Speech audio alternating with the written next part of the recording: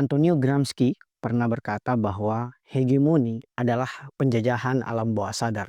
Sama seperti gaya penjajahan, ya namanya penjajahan, pasti ada subjek yang menjajah dan ada subjek yang dijajah. Hanya saja penjajahan alam bawah sadar atau hegemoni ini sifatnya laten atau tersembunyi. Sehingga subjek yang dijajah, misalnya bangsa Indonesia, itu tidak merasa sedang dijajah. Atau bahkan ketika ia disadarkan, ketika ia diberitahu, dia gandrung terhadap penjajahan tersebut. Contohnya misalnya adalah ketika kita sangat senang dengan budaya-budaya asing. Di dalam buku saya sebut ini sebagai sinomania. Kita sangat merasa keren ketika kita berbahasa Inggris atau berbahasa Korea, ketika nonton film Korea, drama Korea, makan makanan asing misalnya sushi, atau pergi ke luar negeri dan foto-foto dan merasa lebih intelek dibandingkan orang yang tidak pergi ke luar negeri. Dan ini merupakan penjajahan alam bawah sadar. Nah, mari kita telah lebih lanjut mengenai penjajahan alam bawah sadar atau yang oleh Said Ali Khamenei sebut sebagai perang kebudayaan dalam buku yang berjudul sama, yaitu Perang Kebudayaan. Nah, apa yang kemudian dimaksud dengan perang kebudayaan? Perang kebudayaan itu adalah merupakan serangan terselubung terhadap nilai-nilai inti budaya yang merupakan kekuatan hegemonik atau penjajahan alam bawah sadar kalau dalam bahasa Antonio Gramsci tadi.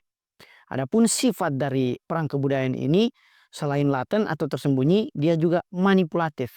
Selalu menampilkan wajah yang ramah bagi pribumi, tapi ternyata memiliki niat tersembunyi. Misalnya penjajahan VOC di Indonesia sekitar 350 tahun, di mana mereka membawa misi goal, glory, gospel, yaitu ingin mengambil kekayaan alam Nusantara, menyebarkan misalnya ajaran tertentu atau kristenisasi, dan kemudian meraih kejayaan, yaitu menciptakan Hindia Belanda di bawah pemerintahan Belanda yang ada di Eropa.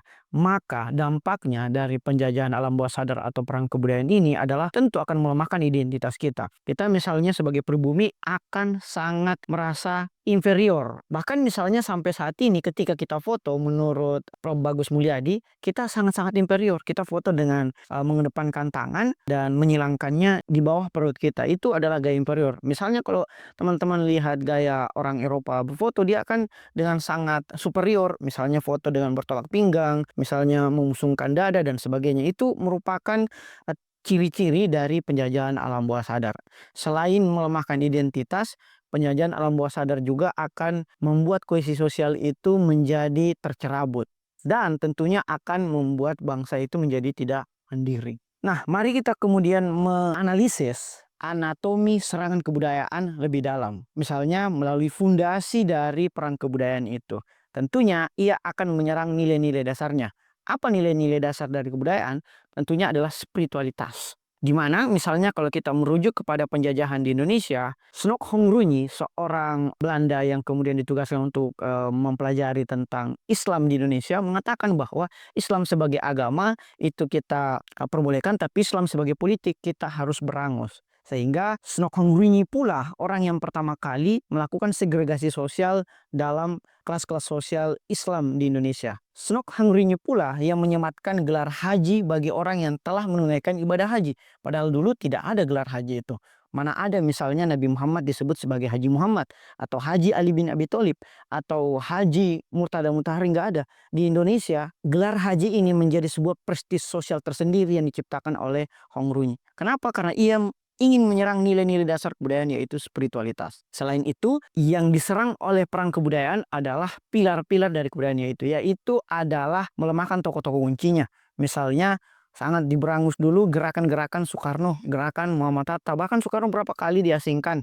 Dan diasingkan itu misalnya di ND di Bengkulu, lahirlah Pancasila yang kita kenal sekarang ini. Nah, selanjutnya kita juga akan mempelajari tentang bagaimana membangun benteng pertahanan kebudayaan. Karena tadi kita sudah menjelaskan tentang serangan-serangan kebudayaan.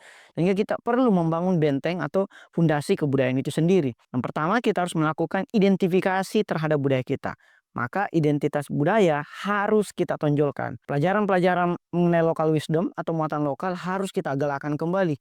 Agar Gen Z atau generasi muda itu memahami lagi nilai-nilai budaya kita. Jarang sekarang kita dapati ada anak muda Gen Z yang fasih menghafalkan misalnya 45 butir Pancasila atau pengamalan Pancasila secara menyeluruh atau 37 pasal dalam Undang-Undang Dasar. Ini tentunya pada gilirannya akan melemahkan kepercayaan diri kita sebagai bangsa. Kita akan gandrung terhadap budaya asing, yang mana implikasi akhirnya adalah menciptakan segregasi sosial yang melemahkan persatuan kita. Nah, ketika kita menghadapi serangan budaya tersebut, maka yang dilakukan adalah membangun fondasi dari imperialisme tersebut. Nah, imperialisme budaya merupakan alat ekspansi yang dilakukan oleh kaum imperialis, yang mana menggunakan budaya sebagai alat ekspansinya. Budaya salah satu elemennya adalah pendidikan. Maka pendidikan yang telah mengalami kolonialisasi atau imperialisasi akan menciptakan generasi yang mana pendidikannya hanya formalitas belaka. Kita misalnya mendapati kolonialisasi pendidikan 1.0 adalah ketika Snokhongri datang ke Indonesia menjajah pribumi. Kolonialisasi pendidikan 2.0 ketika sebaliknya kita yang harus keluar belajar. Orang-orang Indonesia akhirnya gamang untuk keluar negeri. Tidak ada yang salah dengan belajar di luar negeri atau study abroad. Tetapi paradigma kita, nilai-nilai budaya harus tetap kita pertahankan sembari menerima kebaikan dari asing. Dan kolonialisasi pendidikan 3.0 adalah tidak lagi penjajah itu ke Indonesia, bukan lagi kita ke luar negeri, tetapi kita cukup mengirimkan data-data kita melalui jurnal internasional yang namanya Scopus. Sehingga itu adalah salah satu varian dari kolonisasi pendidikan, agar data-data kita yang mestinya menjadi kedaulatan data nasional, tapi dengan mudahnya kita serahkan ke jurnal internasional dan kita harus membayar mahal terhadap itu. Walaupun tentunya itu merupakan budaya akademik yang perlu kita junjung, tapi harus ada filterisasi terhadap data-data nasional untuk mencerminkan ketahanan budaya kita. Nah, melawan perang kebudayaan tentu harus memiliki strategi dan taktik. Nah, di dalam buku ini Khamenei juga menjelaskan tentang strategi misalnya bangsa Iran dalam melawan penjajah. Dalam hal ini Amerika, Inggris, dan Zionis Israel. Kita harus pahami strategi musuh. Misalnya di era AI sekarang ini, AI digunakan untuk menyerang kebudayaan seseorang. Maka kita perlu meningkatkan kesadaran kita terhadap teknologi atau AI. Di Iran misalnya, sosial media seperti Facebook, YouTube, Google itu dilarang. Sehingga bukan hanya Iran melarang kemudian menutup bangsanya dari perkembangan teknologi, tetapi ia melarangnya dan menciptakan Facebook, Google, YouTube sendiri. Begitupun dengan teknologi AI. Iran merupakan salah satu negara yang teknologi AI-nya berkembang. Bahkan drone Shahid, sebuah drone yang sangat populer dan sangat mematikan, itu bisa sampai menembus misalnya pertahanan yang katanya paling hebat, yaitu pertahanan Israel. Drone Shahid ini pula dibeli oleh beberapa negara termasuk Rusia. Nah, itulah salah satu cara Iran untuk menyelamatkan budaya mereka, yaitu ketika ia menutup dari budaya yang bisa menyerang kebudayaannya, ia menciptakan budaya tandingan yang tidak kalah canggihnya. Nah, di Iran pula kita melihat bagaimana Imam Ali Khamenei sebagai rahbar dan sebelumnya adalah Imam Khomeini itu melakukan kebangkitan Islam terhadap serangan-serangan Barat. Adapun respon Barat terhadap kebangkitan Islam pada 1979 di Iran, yaitu dengan memandang kebangkitan Islam ini sebagai sebuah tantangan. Bahkan Samuel P. Huntington dalam bukunya The Clash of Civilization menganggap satu-satunya lawan sepadan Barat adalah Islam, bukan India, bukan Cina, dan sebagainya. Nah, inilah yang oleh Ali Khamenei sebut sebagai perang kebudayaan. Karena perang kebudayaan ini akan digunakan oleh Barat atau musuh-musuh Islam untuk melemahkan dunia Islam, memecah belah Islam dalam blok-blok misalnya Sunni Syiah, kemudian Arab bukan Arab, dan sebagainya. Ini adalah taktik Yahudi atau taktik Zionis untuk memecah belah kita. Dan di sisi lain, Barat kemudian mempromosikan nilai-nilai Barat sebagai ganti. Misalnya HAM yang sangat rapuh, padahal Baratlah yang kemudian melakukan pelanggaran HAM di mana-mana. Bahkan menurut temuan terbaru, lebih dari 22 juta penduduk dunia itu merupakan korban meninggal dari serangan Amerika pasca Perang Dunia Kedua sampai sekarang. Amerika juga mempromosikan sekularisme, materialisme, dan konflik-konflik lainnya, misalnya demokrasi yang semu, untuk dipaksakan keberlakuannya di negara-negara jajahannya.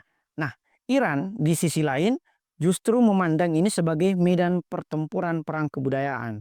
Yang mana ketika upaya Barat melemahkan budaya dan nilai-nilai Islam di Iran yang menargetkan pemuda intelektual dan masyarakat umum melalui metode propaganda, disinformasi, dan infiltrasi budaya. Bukan hanya di Iran, tetapi di seluruh negara-negara yang dijajah oleh Amerika, baik itu secara politik, ekonomi, maupun hegemonik, itu menerapkan hal yang sama. Bahkan Noam Chomsky dalam bukunya How the War Works menyebut sebagai agenda elit global untuk memetakan negara-negara yang menjadi jajahan Amerika. Nah, sebagai penutup, perang kebudayaan di masa depan akan berlanjut dan semakin canggih. Seperti yang disebutkan tadi, mungkin kedepannya akan menggunakan AI, drone, otomatisasi, dan sebagainya. Maka kewaspadaan dan adaptasi ini penting untuk kita terus sesuaikan melalui disrupsi-disrupsi teknologi. Di mana ketika kita berbicara tentang perang kebudayaan, sebenarnya solusi yang paling asertif adalah kerjasama global. Sebagaimana di dalam pembukaan Undang-Undang Dasar kita, kita harus menciptakan perdamaian abadi untuk kemanusiaan universal. Nah, inilah yang dapat kita lakukan untuk melindungi warisan dan memenangkan masa depan dari perang kebudayaan yang diciptakan oleh elit global, dalam hal ini Zionisme. Kita wajib untuk mengingatkan para pemuda khususnya untuk terus mawas diri terhadap upaya-upaya hegemonik dari Barat, misalnya melalui film Netflix-nya, melalui sosial medianya, melalui AI-nya, untuk kemudian kita gunakan tools itu untuk belajar, bukan untuk terlena dan terhegemoni dalam penjajahan alam bawah sadar. Saya kira itu, terima kasih. Wassalamualaikum warahmatullahi wabarakatuh.